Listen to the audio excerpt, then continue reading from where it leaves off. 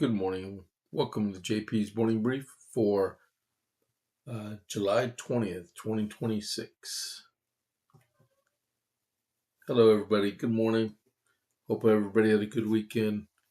Ours is so sway sway. It's a rough time this morning, but yeah, our black lab is not doing well at all. We don't expect him to go on. And I've been catnapping the whole night, spending time with them, so my wife and Rachel can both get some rest. And if I fall out, if I hear commotions in the background during this broadcast, I'm gonna have to abruptly just sign off, and I'll see y'all at the next broadcast. Okay, because he's in the other room right now. I'm just listening for him. He has, we think, hip dysplasia, so he can't even walk. So that, and last night he hasn't walked at all. But just pray for us and our what we're going through and stuff. He's 11 and a half years old, so just just pray for us, or I would appreciate that. And then, but on the good side, we watched. If y'all are looking for two good movies to watch this weekend, we watched that The Sheep Detectives, which was hilarious, and then we also saw Sing Sung Sing Sung Gone, I think was the name of it. Um, but that was a really good one. So both of them are Hugh Jackman movies, so it was really cool. All right, so that's my little what do they call it? Monogram, or whatever they call it. Um, Monologue. Yeah, there we go. Um, so as we get started, if you don't mind, click that follow button for us for the podcast. That's to get to it. To the right of where it says the JPA report, you'll see a little bell. Click on the bell and scroll to the bottom and click that bell for me. Not click the bell. Click the word follow. That's how you follow on Rumble, right? And then give me a thumbs up for the episode. I appreciate it. And if you want to chat, you can. Okay. All right. So that's out there. Like I said, I'm down about justice right now. I don't even want to leave him alone right now, but I have to because I owe this to y'all. All right. So next is we're going to talk about the armament shop. Whether you're looking for your first firearm, upgrading your setup, or need expert service, Jason at the Armament Shop is Copper's Cove's premier source for all things shooting. Browse our wide selection of pistols, rifles, and shotguns, backed by top-tier gunsmithing for repairs, along with reloading supplies and professional cleaning to keep your firearm in peak condition. Need a transfer? We make FFL transfers fast, easy, and affordable. Need your CHL? Jason can handle those classes online and in person. He has over 3 decades of experience. Visit the Armament Shop today at 115A West Avenue D in Coppers Cove, or call or text 254-560-2023, or visit www.armamentshop.com. That's www.armamentshop.com. The Armament Shop. Your safety, our priority. All right. Thanks a lot. Appreciate it. And then we're going to go straight into the Iran update. Okay. So last night was the ninth continuous night straight of attacks on Iran. The U.S. will ensure that Iran has no capability for nuclear missiles. That's from President Trump. He also said the new attack will honor the memories of the U.S. troops that were killed in action in Jordan and Iraq over the weekend. Oil prices are up. The U.S. Embassy warns that Iran may attack Bahrain. The Israeli Defense Forces are ready to resume the fight on Iran itself. CENTCOM redirected 6 vessels and it's disabled 1. And Israel reports that there's a report out of Israel that Supreme Leader Khomeini is fled Iran. Now, I went to the Times of Israel. That's the web. That's the article where it came from. I can't find it. Okay, but the caveat onto that is there was a leaked report. I found this on FoxNews.com Friday. A confidential report prepared for Iran's presidency is raising a consequential question for Washington and its allies. Do extraordinary levels of public anger and support for systematic change justify reassessing whether the Islamic Republic may be more vulnerable to regime change than previously believed?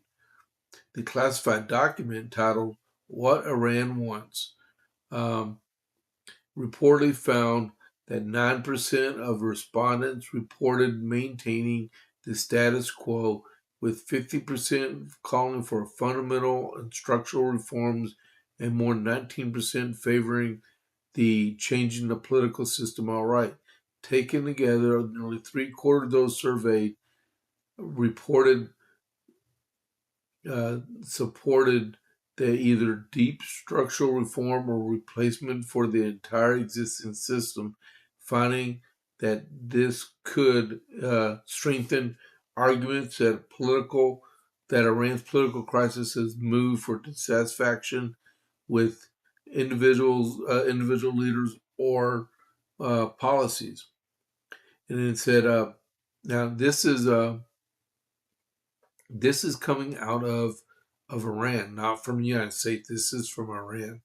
Iran Wire reported on July 13th that it had obtained the document, which had been completed by Ali Rabi, President Masoud Pezeshkian's social advisor and a former government spokesman. It is based on polling conducted by the Era Opinion Research Center in May of 2026 and circulated among institutions within Iran's government structure in June, according to the outlet. So there may be serious discrepancies within the Iranian government that might lend belief about the Ayatollah Khomeini's whereabouts right now. They're going to have to show him, because if they don't, the government will collapse, or it'll turn into, well, the government collapse and it'll turn into a military dictatorship.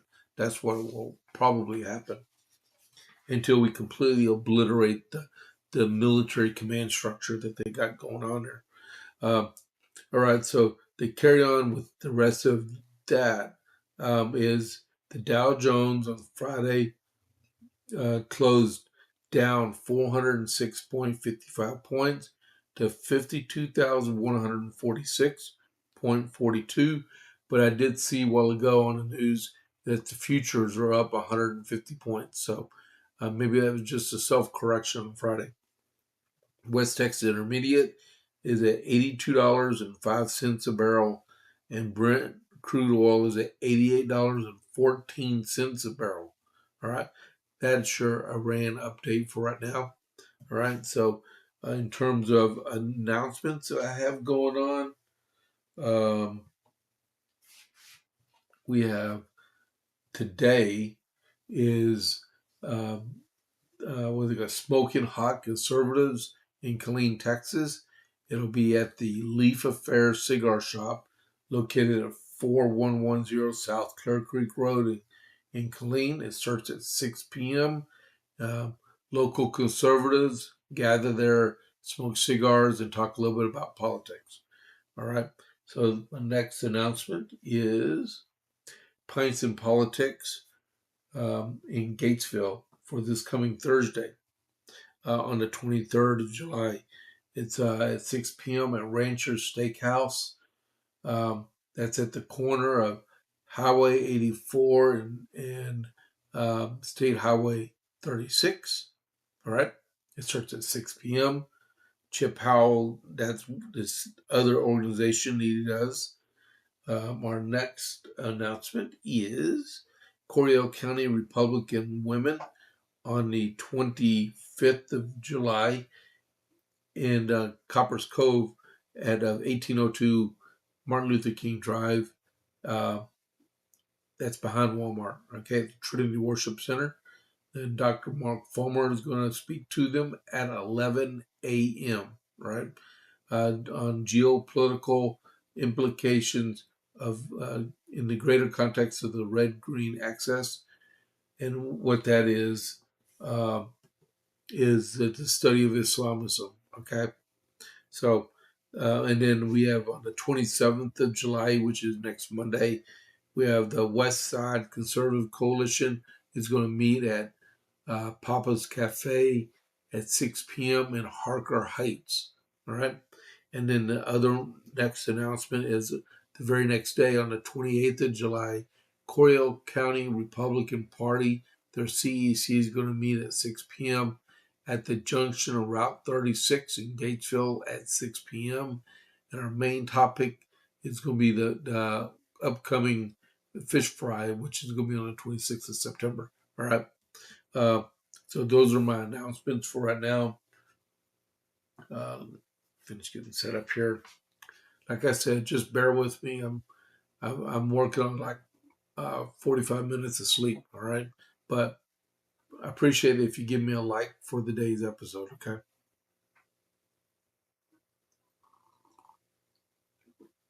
All right. For the rest of the news, we have uh, J.D. Vance and his wife Usha. She's the second lady.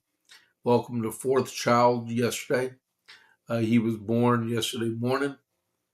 It says here, Vice President J.D. Vance and his wife, Usha Vance, announced the birth of their fourth child on Sunday in a joint Instagram post. I don't even have Instagram, but that's another story, right?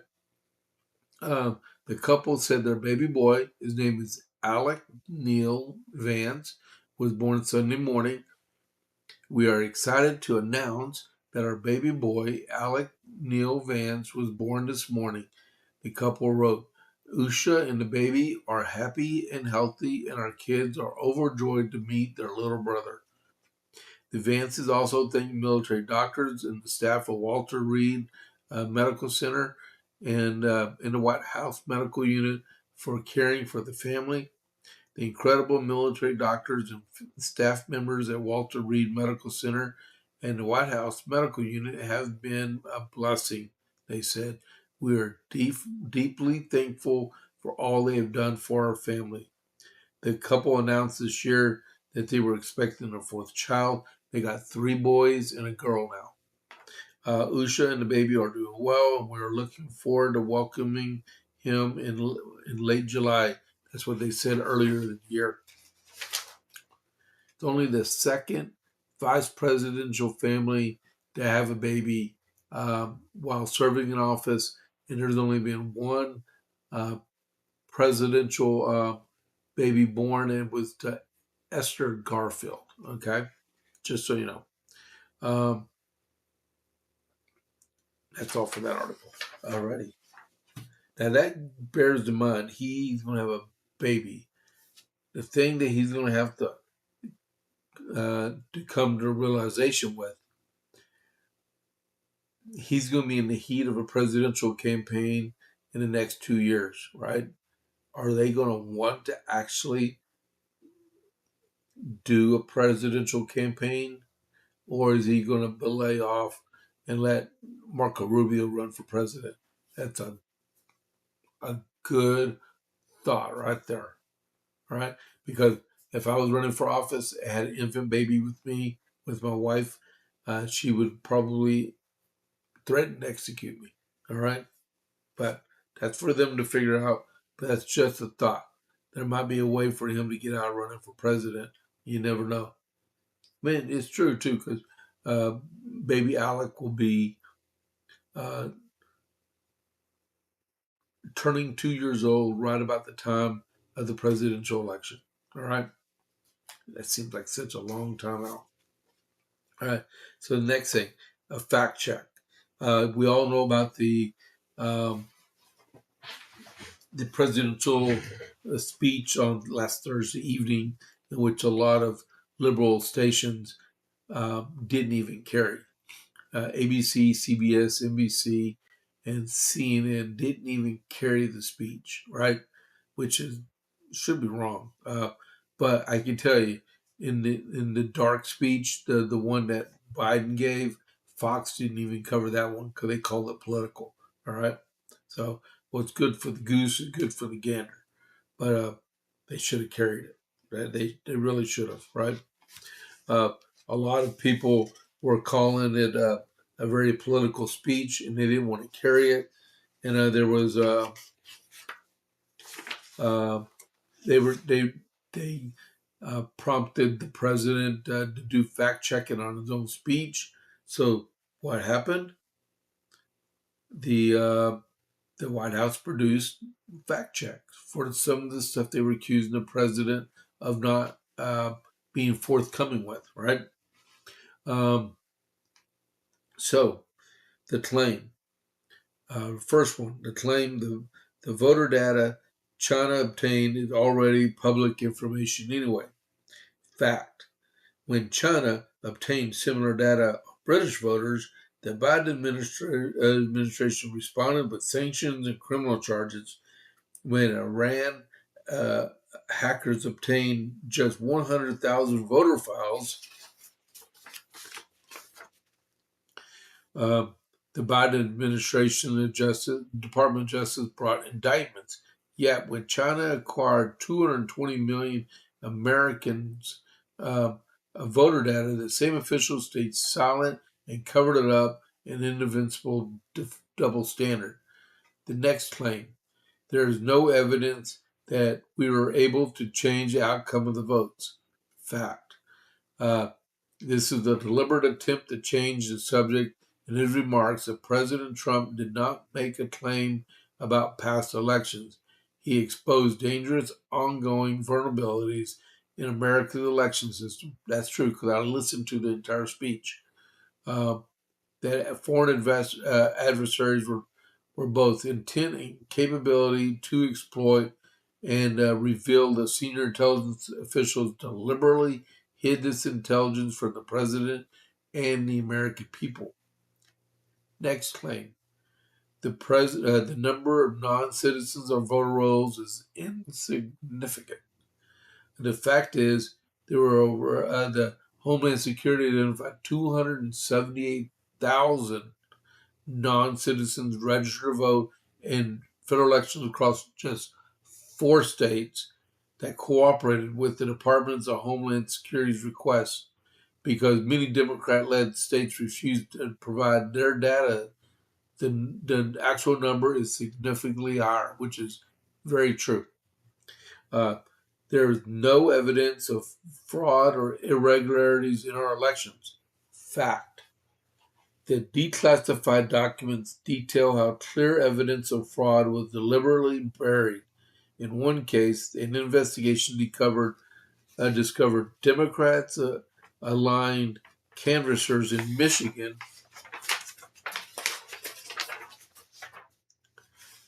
forged voter registrations, submitted applications for non-existent people, and received gift cards based on the volume of fraudulent registrations they produced in the weeks leading up to the 2020 election. And then, last claim, mail-in voting is safe and secure. Fact, multiple independent analysts have warned for years about the heightened risk of mail-in ballots. The Bipartisan Commission of Federal Election Reform concluded that that absentee ballots are the largest source of potential voter fraud. The MIT, that'd be the Massachusetts Institute of Technology, election data plus Science Lab has noted that fraud appears more frequently with mail ballots than in-person voting.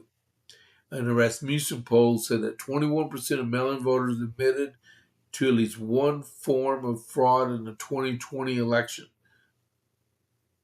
That's that's 2 out of 5 voters, man. But that's just some of the stuff that the president encountered with the election from Thursday evening. All right. So with the 278,000 people, that's another reason why we should be giving motion to the Save America Act. All right. Like I said, I'm just brushing through this morning. I'll come back at 8 o'clock and do a better role of what's going on. But with the Save America Act, right, you'll have enforced voter ID, which means you can't do a fraudulent voter registration because you have to show ID when you go to vote. Plus, you have to show proof of citizenship when you actually go register to vote, right? And then also they'll restrict the use of mail-in ballots to military service, disability, and business, right? Those are the only times you can use mail-in voting, and you can't just arbitrarily just mail a mail-in ballot to everybody in your entire state. All right. About Lindsey Graham, can you believe it's already been over a week since he passed away? Well, they had to delay his funeral until next weekend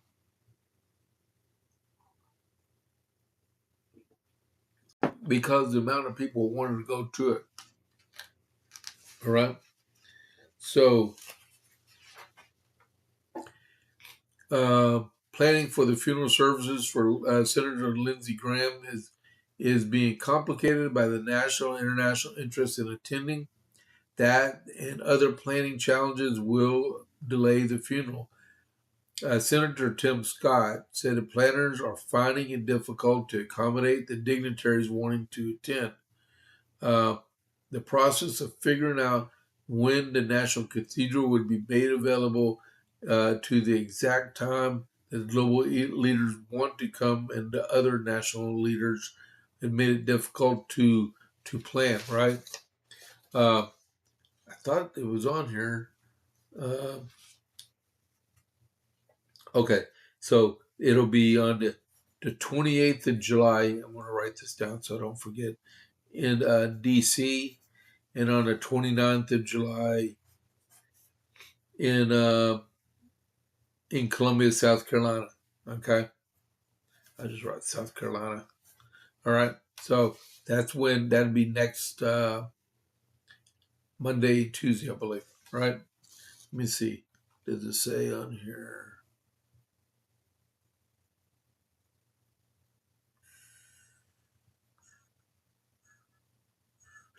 Tuesday is the 28th, and July 29th is on Wednesday. Okay, so Tuesday the 28th in D.C., and then Wednesday the 29th in South Carolina.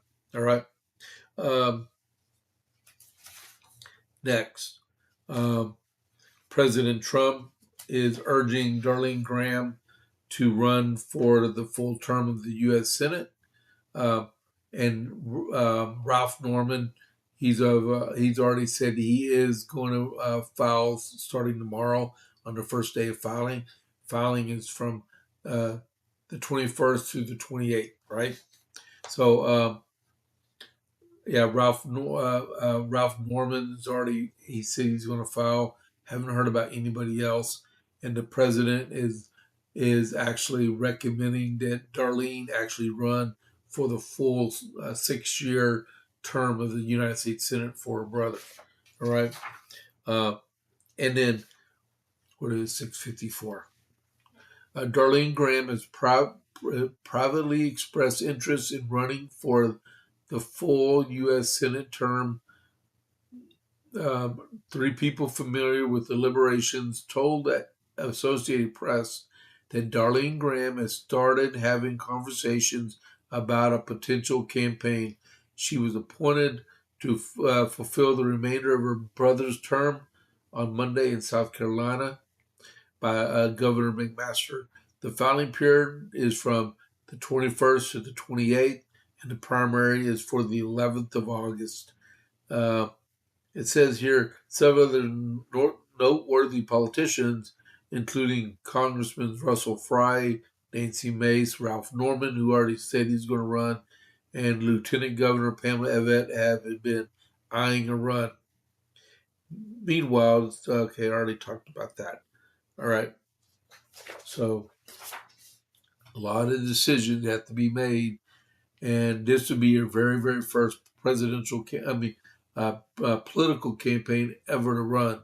So, she has a lot of decisions she has to make. Talk it over with her husband, pray about it, and she has 2 kids, right? What are we looking at? 6:55. Marco Rubio. Marco Rubio announced restrictions targeting left-wing groups.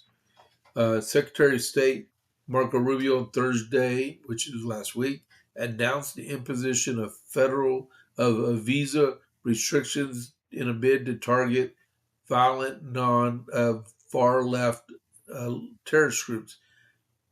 The announcement coincided with an international summit in which Rubio met with representatives of dozens of nations and warned of growing far left extremism. He further invoked international coalitions to stop Islamic State as a model for them to eliminate.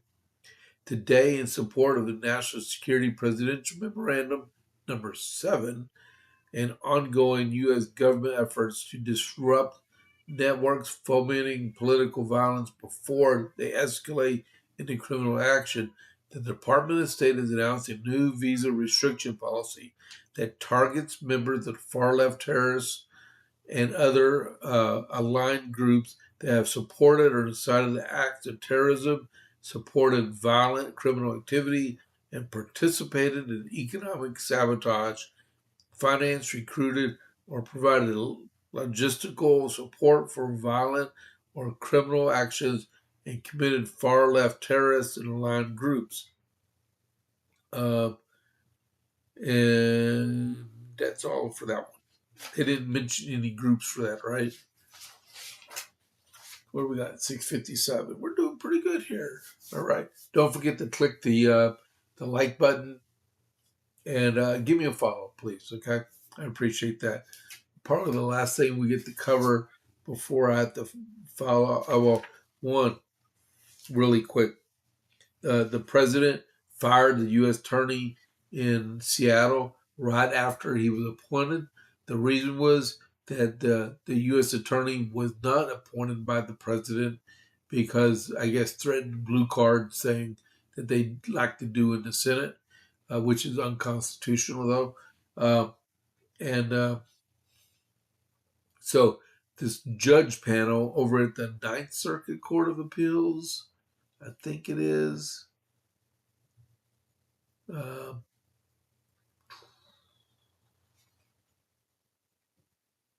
Give me a second.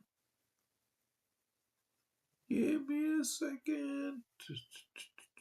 They did not put the okay. Well, this this judge panel together. I think it was the Ninth Circuit Court of Appeals. Well, or the judges in that district for the U.S. Attorney's Office.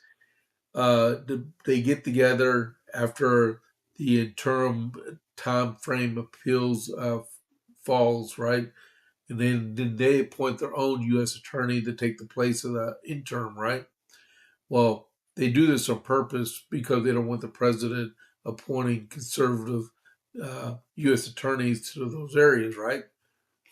So they appointed one, right? But it's the president's prerogative to have people that work for him that align with him politically, right? That's his prerogative as president of the United States. Well, they tried that, and the president immediately fired him. All right, so I just want to let you know that. And then at 6:59, and then quickly, and part of the Green New Deal they had back in the Biden administration, they passed regulations favoring racial breakdown and the Digital Equity Act, right? A federal judge ruled last Wednesday that Congress violated the Constitution by passing a binary internet access grant program. They gave preferences to racial or ethnic minorities. They weren't fair across the board. The Digital Equity Act was part of President Biden's 2021 budget climate law, and it sought to spend billions of dollars on broadband access, but by ordering that the money should go to those minority groups, it crossed a constitutional line, the Washington Times reported.